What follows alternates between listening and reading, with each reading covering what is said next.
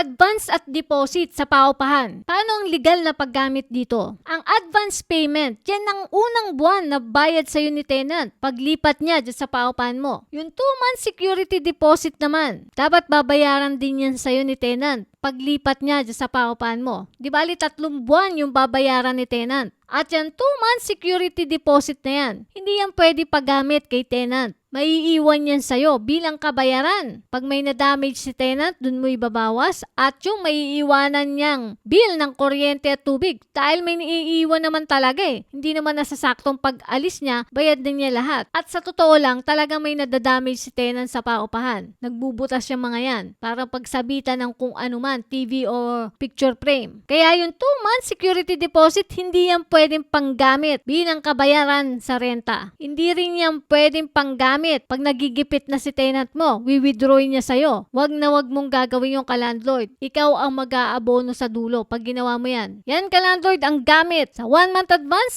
at 2-month security deposit ni tenant sa paupahan mo.